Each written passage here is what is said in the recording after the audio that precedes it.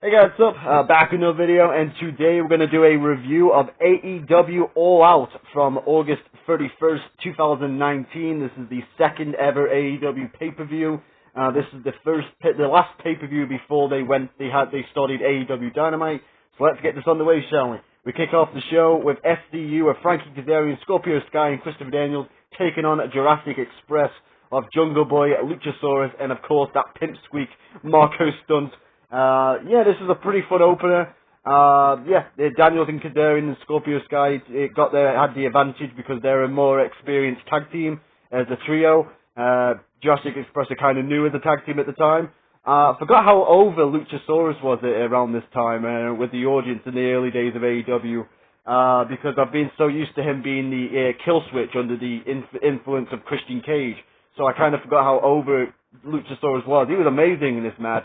But it was the experience of SDU that was able to pick up the victory by singling out that pimp squeak Marco Stunt, and pick up the victory. Good match, good opener, good fun opener, and it showcased the new talent, but the experienced veterans were able to pick up the victory, which made sense because they were new at that time.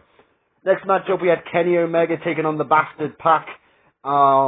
This was supposed to be Jon Moxley versus Kenny Omega, but unfortunately Jon Moxley had a staph infection and had to pull out 10 days before the show, so Pac was the replacement, and that became the story of this match where Kenny Omega could not concentrate because he was too focused on he's been too focused on Jon Moxley that he couldn't refocus on Pac, and that's what ended up costing him the match.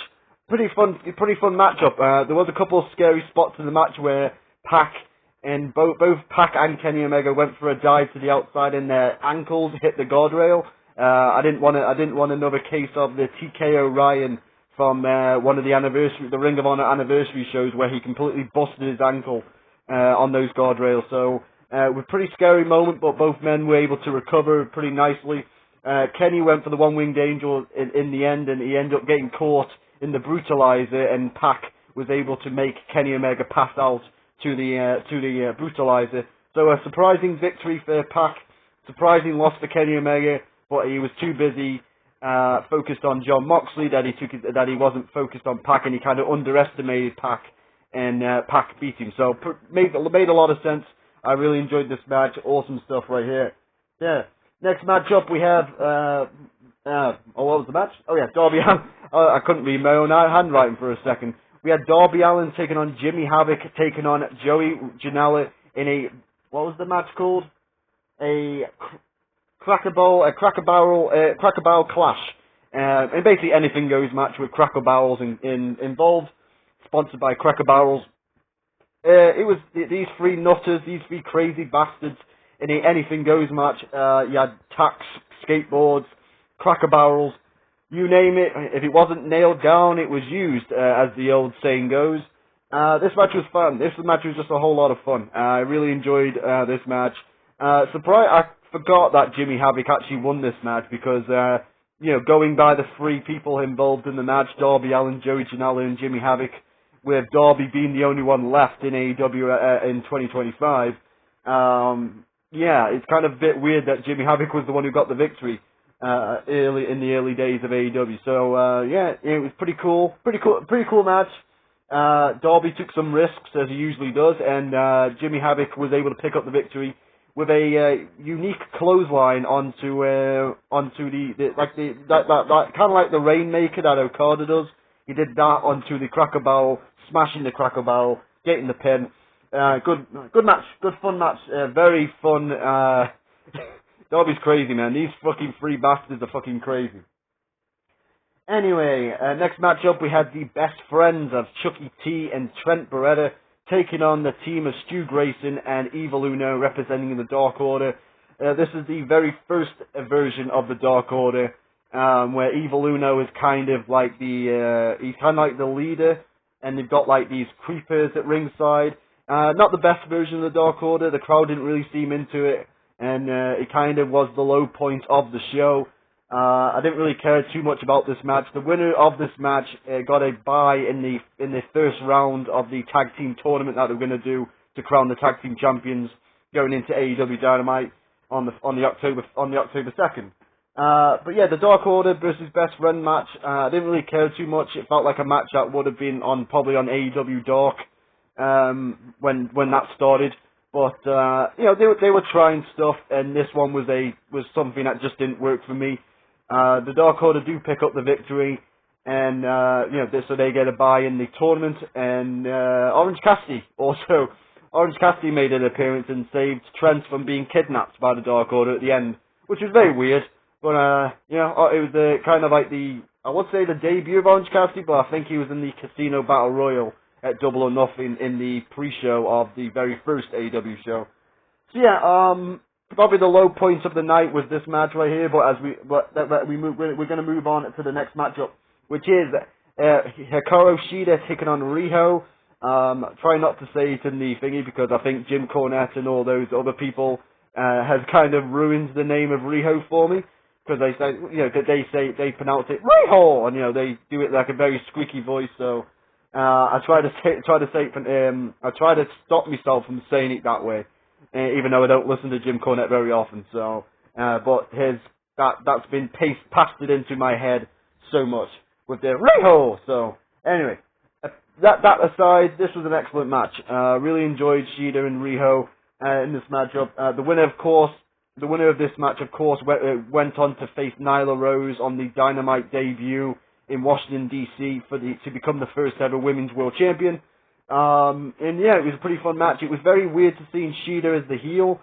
She kind of worked as the heel in this match because Riho she's the taller woman. She's the much bigger woman in regards to Riho, because Riho is only like 98 pounds, as JR kept repeatedly saying on commentary. And Riho was able to squeak out the win, being with a roll-up. Excellent match while it lasted. I thought it was pretty cool. Next matchup, we had Shawn Spears taking on Cody, just Cody. I forgot that he didn't have his Rhodes name at this point. I've kind of forgotten a lot about the early days of AEW, to be quite honest, like who was getting pushed and who wasn't getting pushed. Around this point, in the early days of AEW before Dynamite. Shawn Spears took on Cody. I can never forget this feud, where especially that chair shot that Shawn Spears delivered to Cody in the build-up to this at Fyter Fest, when he busted his head open. Very weird, very hard chair shot right there to the head. The cut on Cody's head was, it was nasty. But this was Cody's revenge. There was a lot of factors, a lot of plots in this match. Tully Blanchard was the legendary Tully Blanchard from the Four Horsemen. He was in Shawn Spears' corner. Of course, Cody Rhodes chose MJF to be in his corner because they were kind of doing the buddy stuff at the time. Tully's got history with Dusty Rhodes, and of course, MJF. People thought MJF was going to turn on Cody. It was only a matter of time before MJF turned on Cody. It didn't happen on this night, but they did tease it a couple of times where MJF, especially at the end after the match, where MJF had the chair, and you thought there was a split moment where you thought, he's going to hit him, but then he didn't, and he would leave that till a later date. I think it was at Full Gear. So, fun times, fun match. A lot of smokes and mirrors, no pun intended. I know that's Cody's one of Cody Rhodes' ex-theme songs in WWE. But yeah, there was a lot of smokes and mirrors, a lot of Tully Blanchard interference, a lot of MJF interference. Even Arn Anderson, I forgot Arn Anderson made his debut here, and he would later become the manager of Cody going into 2020. But yeah, what's his name? Arn Anderson was able to deliver a good old spinebuster to Shawn Spears, shades of WrestleMania 18 with The Undertaker and Ric Flair. Cody was able to pick up the win and get his revenge on Shawn Spears. This would be kind of like I was going to say the swan song for Shawn Spears. It was kind of like the biggest moment that he got in AEW, kind of like the biggest moment he got, because it was all scenes downhill from here for Shawn Spears. I know he's back in NXT now. He became North American champion for a cup of coffee. It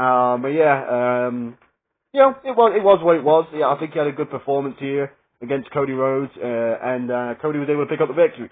Anyway, moving on to the next matchup, we have the ladder match for the AAA Tag Team Championships. We have the Young Bucks taking on the champions of the Lucha Brothers.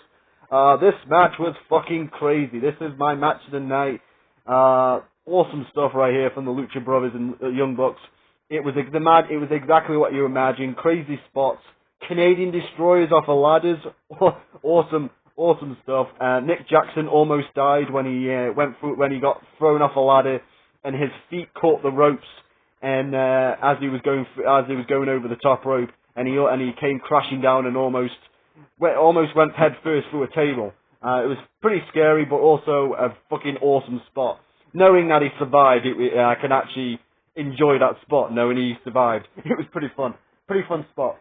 Anyway, fun matchup. The Lucha Brothers do get the win. It was exactly how they said it was. It was a Stairway to Hell match, and it was one of those great ladder matches at the end where you knew the Lucha Brothers was going to win at the end because they totally destroyed the Young Bucks at the end, and it was like till they were the only ones standing, and he was like, okay, now they're going to win because they completely just killed the Young Bucks, and got their belts.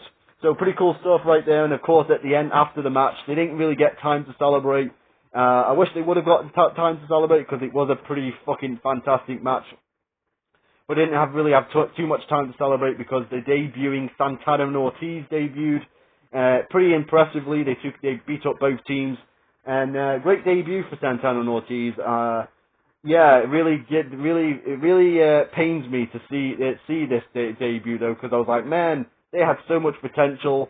Santana and Ortiz, Lucha Brothers, Young Bucks. That's what I thought the tag team division was going to be, and it didn't really pan out that way.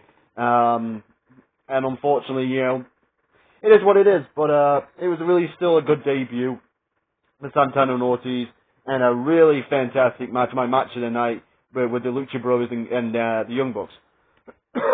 Excuse me. And then that brings us on to the main event. We have Hangman Adam Page taking on Chris Jericho, Le Champion, before he was called Le Champion, to be crowned the first ever AEW World Champion.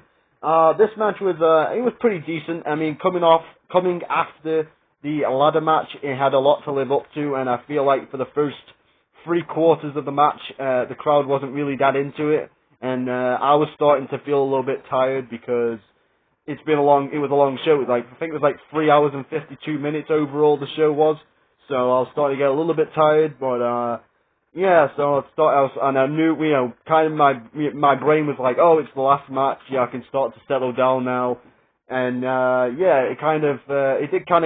it took me a while to get going, so I started to tune out a little bit, but the last 5 minutes I think was really good, very decent, and Chris Jericho becomes the new AEW World Champ, the first ever AEW World Champion. Historical moment for AEW, having Chris Jericho become the AEW World Champion. It was a learning experience for Hangman Page because he would eventually he would get a character from this, as the millennial cowboy, the not confident version of himself. That would lead to the 2-year story that would eventually lead to him winning the World Championship in 2021. But awesome moment. Chris Jericho was probably the rightful first good AEW World Champion. Good choice for a first AEW World Champion. That's what I meant to say. Because he's Chris Jericho. He's a well-known name. I feel like they've gone to that well too many times with the Ring of Honor World Championship with Chris Jericho. But that's another story for another time that I'll never get to. I feel like they've gone to the well too many times with Chris Jericho with that. Oh, he's a well-known name. Let's put the Ring of Honor World Championship on him, especially last year in 2024 with the Learning Tree stuff.